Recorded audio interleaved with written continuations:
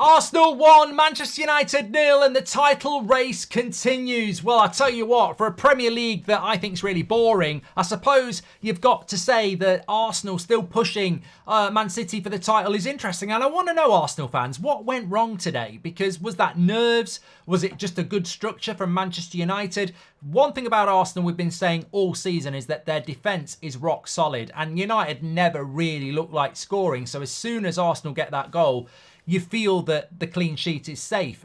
United obviously decimated with injuries, don't have many options, couldn't really create anything.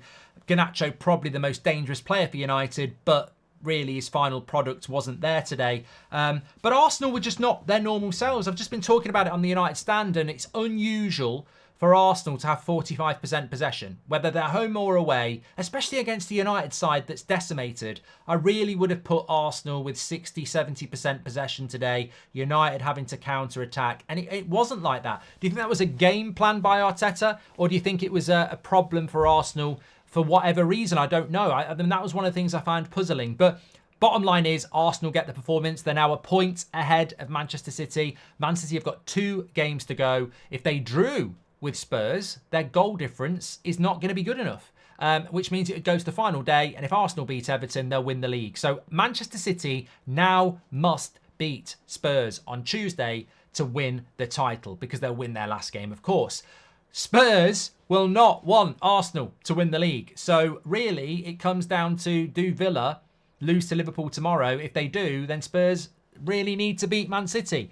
I think that above all this, Man City have got too much for Spurs. I don't think Spurs are playing particularly well at the moment, but we will be doing the watch along on Tuesday. We will see what happens in relation to that. But Arsenal today, it's about getting the job done, isn't it? Look, Saliba, I know, got man of the match on TV, and I thought the tackle on Garnacho in the box was very, very good. But I think that all season, Saliba and Gabriel have been great.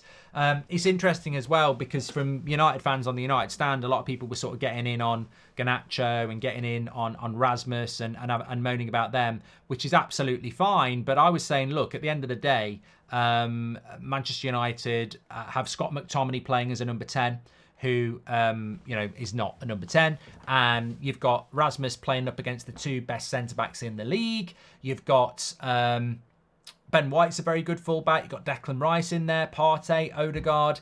I don't really think that Man United are going to create 4 or 5 clear-cut chances against a defence like that. Which takes me back to my point. I mean, look, Arsenal won't care. Win when you're not playing well is part of what Sir Alex Ferguson used to do.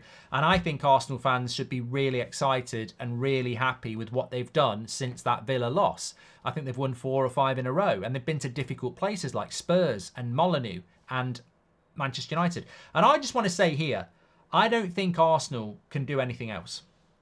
I don't think they can do anything else. If they don't win the league, what more can you do? And this is what I mean about the boring element. The fact that to win the league, you basically need to win nearly every game from Christmas. It's just superhuman. It's juggernaut. It's not real. And I wish Man City wasn't in this league, and I wish Arsenal were winning it because they deserve to win it. But ultimately, Man City are in the league, and they are a juggernaut. And if Arsenal do not win the league, it's going to be because Villa beat them, but they surrounded it with wins either side. It's like it's the juggernaut relentlessness of Manchester City. And if Arsenal don't win this league title, they're going to be sat there in the summer going, well, we can bring a striker in, but is it sustainable for the normal clubs to do what Man City demand? And also, I don't think Man City have been at their best this season. They haven't had De Bruyne for half of it. And Arsenal have been remarkable.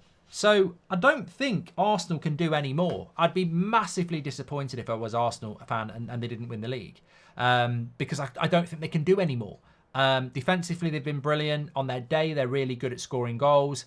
All right, today wasn't their day, but they've learned to win games when they're not at their best, and ultimately people might have a moan at them about their performance today, but why would you give a shit? We've won the game. We've won 1-0. We took 3 points. We've kept a clean sheet. So I don't think Arsenal can do any more. I mean, it's a weird freak of nature that it's Spurs who ordinarily earlier in the season may well have took a point off Man City quite comfortably, but I mean, get in the comments. I mean, Spurs, just how much are Spurs not going to want to do this? Like, how much are they just not going to want to help help Arsenal out? I think hugely they're not going to want to help out at all. And it's.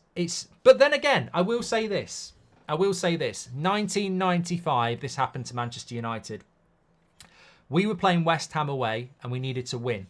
And Blackburn Rovers were playing at Anfield and we needed Liverpool to beat them. Liverpool can't stand Manchester United. Kenny Dalglish was a Liverpool legend in charge of Blackburn. Liverpool beat Blackburn. And then Man United drew with West Ham and Blackburn still won the league. So it can happen in the most inexplicable and extraordinary circumstances. It could be that happens. It probably won't, but we'll have to wait and see on Tuesday. I would hope that Spurs would go and get a result, but I think Man City have gone and got into their rhythm now, haven't they? But on the course of the season, as I said, I don't think Arsenal can do any more. It's funny with Arsenal because I think their defence has probably come out and been the real star of the show. And it's been the reason that they've been able to get wins in games where, you know, they've maybe not been firing as an attacking unit.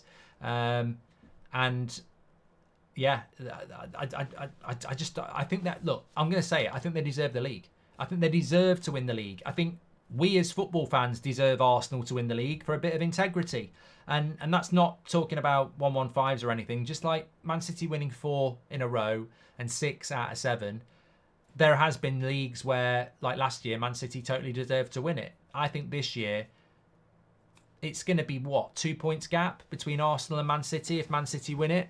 And, well, straight away, should have been a penalty on McAllister. That's a point off them.